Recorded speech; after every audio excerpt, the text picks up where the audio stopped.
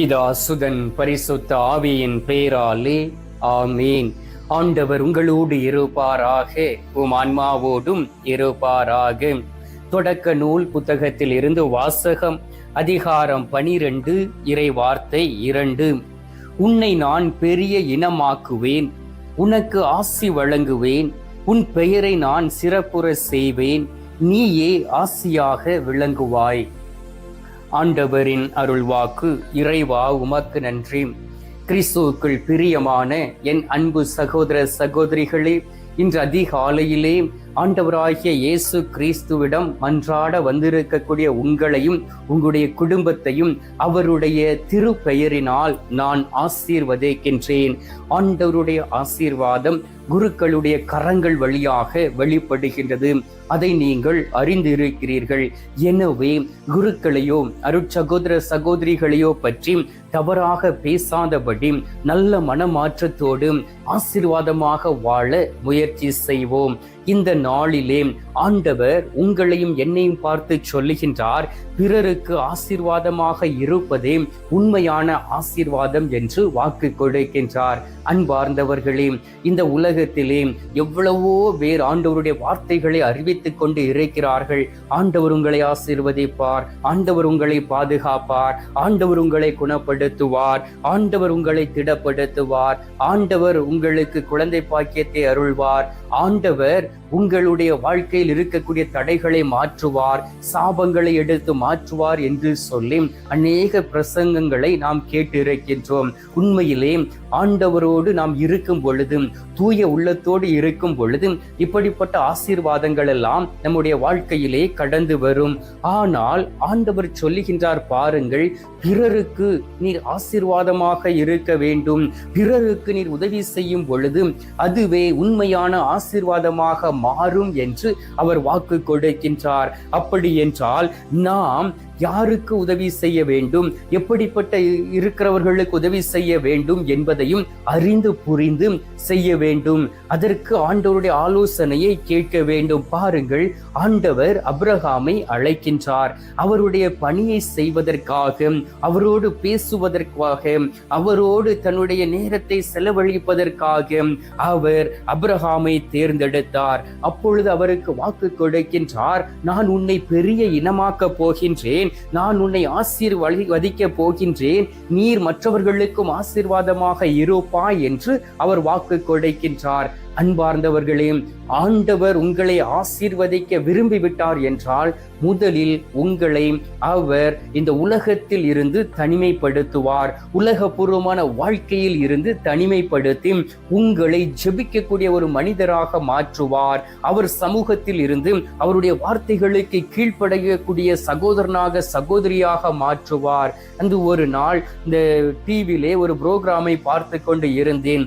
அப்பொழுது ஒரு சகோதரி அழகாக சொல்லுகின்றார், நான் 2 வருடம் இந்தியாவிலே பணி செய்தேன், 11 வருடம் அமெரிக்காவில் பணி செய்தேன், என்னுடைய சம்பளம் 10 லட்சம் இந்திய பணத்தின் மதிப்பு என்று சொல்லி அவர் வெளிப்படையாகவே ஒரு புரோகிராமில் பேசிக்கொண்டு இருந்ததை நான் கேட்டேன். பிரியமானவர்களே, 10 லட்சம் சம்பளம் வாங்கலாம், 1 கோடி சம்பளம் வாங்கலாம், ஆனால் ஆண்டவர் கூட இல்லை என்றால் எல்லாமே வீண் என்பதை அறிந்திருக்க வேண்டும். 1 ரூபாய் நீங்கள் சம்பளம் வாங்கினால் கூட அது உங்களுக்கு ஆசீர்வாதமாக இருக்கிறதா என்றும் நீங்கள் பார்க்க வேண்டும். ஆண்டவருடைய ஆசீர்வாதம் என்பது அவரோடு இருப்பது, அவர் உங்களோடு கூட இருப்பது. 2வது, அவர் உங்களோடு கூட இருக்கும் பொழுது நீங்கள் மற்றவர்களுக்கு உதவி செய்ய முடியும். திருத்துதர் பணிகள் 20வது அதிகாரம் 35வது வார்த்தையை வாசித்து பாருங்கள். பெறுவதை விட கொடுப்பதே அதிகமான ஆசீர்வாதத்தை கொண்டு வரும்.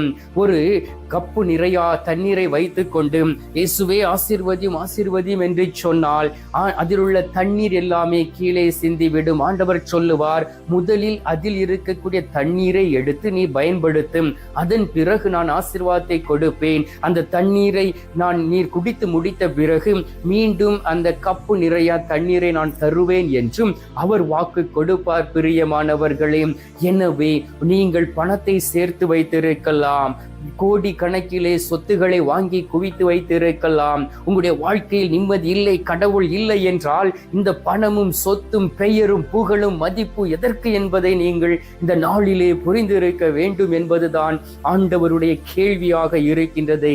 எனவே பிறருக்கு ஆசீர்வாதமாக இருப்பதே உண்மையான ஆசீர்வாதம் என்பதை நீங்கள் அறிந்திருக்க வேண்டும். எனவே பெறுவதை விட கொடுக்க ஆரம்பியுங்கள். உங்களுடைய உள்ளம் நிறைந்திருக்கும், உங்களுடைய உள்ளம் மகிழ்ந்திருக்கும், குடும்பம் ஆசீர்வாதமாக இருக்கும், ஆண்டோடைய சமாதானம் நிறைந்ததாக இருக்கும். நீதிமொழிகள் 11வது அதிகாரம் 25வது வார்த்தையை வாசித்து பாருங்கள். பெரும் தன்மை உள்ளவன் செழிப்படைவான்.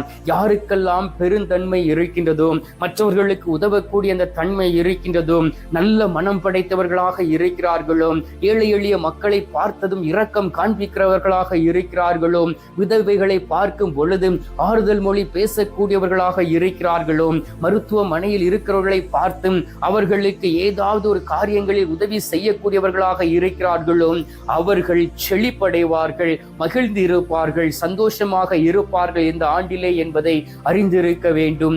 எனவே பிறருக்கு ஆசீர்வாதமாக இருப்பதே உண்மையான ஆசீர்வாதம் என்பதை இந்த நாளில் நீங்கள் புரிந்திருக்க வேண்டும். 2 கொரிந்தியர் 9வது அதிகாரம் 8வது வார்த்தையை வாசித்து பாருங்கள். எல்லா நற்செயல்களும் பெருகும்படி கடவுள் வல்லவராக இருக்கின்றார். உங்களுடைய வாழ்க்கையிலே நீங்கள் செய்யக்கூடிய நற்செயல்கள் ஆசீர்வாதத்தை கொண்டு வரும். நற்செயல்கள் என்றால் மற்றவர்களுக்கு உதவி செய்வதே ஆசீர்வாதத்தை கொண்டு வரும் என்று சொல்லுகின்றார். அன்பார்ந்தவர்களே, எவ்வளவோ பணக்காரர்கள், கோடீஸ்வர மக்கள் இந்த உலகத்திலே வாழ்ந்து மரித்து போய் இருக்கிறார்கள். அவர்களுடைய பெயர்கள் எல்லாம் வரலாற்றில் எழுதப்படவில்லை.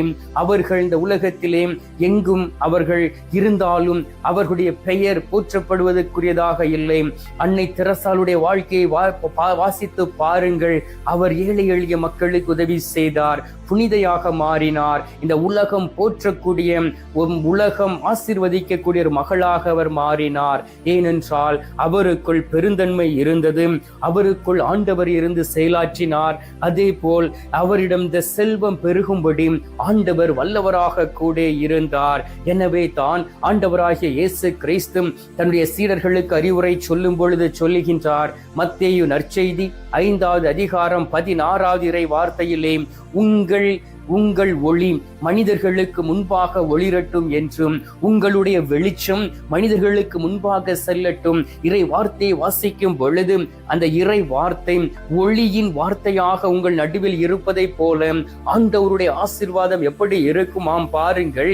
ஒளியாக கடந்து வரும். மற்றவர்களுக்கு நீங்கள் வழிகாட்டக்கூடிய பிள்ளைகளாக, மற்றவர்களை நல்வழி நடத்தக்கூடிய பிள்ளைகளாக, உங்கள் குடும்பத்தில் இருக்கிறவர்களை நல்வழியில் நடத்தக்கூடியவர்களாக, உங்கள் குடும்ப உறுப்பினர்களை ஆண்டவருடைய பாதத்திலே அழைத்து செல்லக்கூடிய பிள்ளைகளாக நீங்கள் இருக்கும் பொழுது உண்மையிலே ஆண்டவர் உங்களை ஆசீர்வதிப்பார்.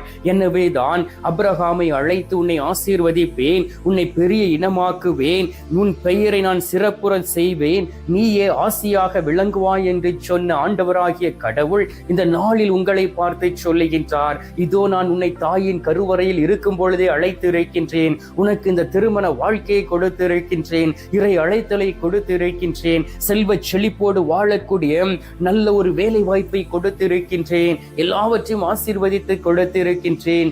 நீ மற்றவர்களுக்கு ஆசீர்வாதமாக இருக்கிறாயா என்றும் அவர் உங்களை பார்த்து கேட்கின்றார். பிரியமானவர்களே, இந்த நாள் ஆண்டவர் நமக்கு கொடுத்திருக்கக்கூடிய நாள். இந்த செய்தியை கேட்டுக்கொண்டு இருக்கக்கூடிய நீங்கள் அனைவரும் ஆசீர்வதிக்கப்பட்ட பிள்ளைகளாக இருக்க ஆண்டவரோடு இணைந்திருங்கள்.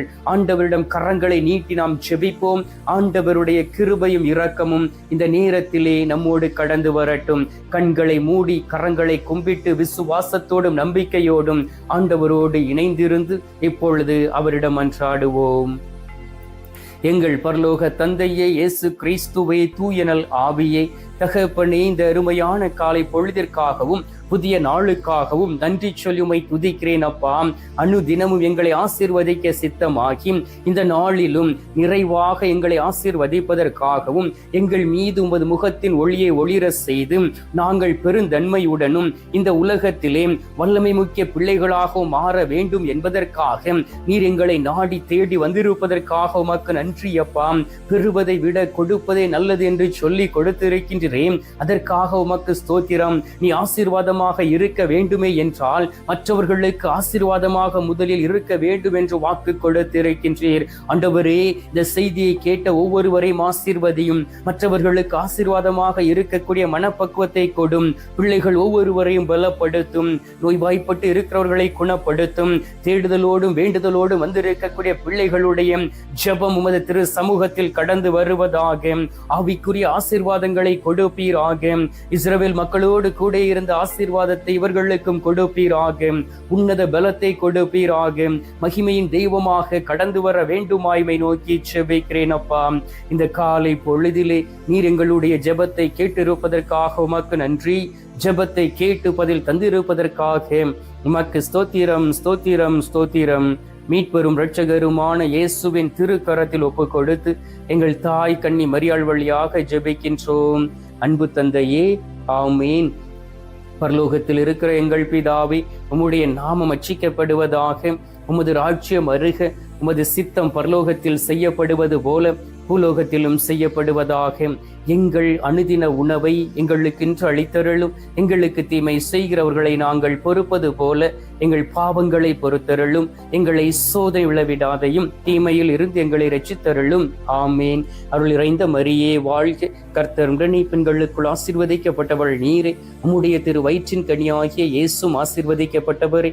அச்சிஷ்ட மரியே, சர்வேசுடைய மாதாவே, பாவிகளா இருக்கிற எங்களுக்காக இப்பொழுதும் எங்கள் மரண நேரத்திலும் வேண்டிக் கொள்ளும். ஆமீன். பிதாவுக்கும் சுதனுக்கும் பரிசுத்த ஆவிக்கும் மகிமை உண்டாவதாக.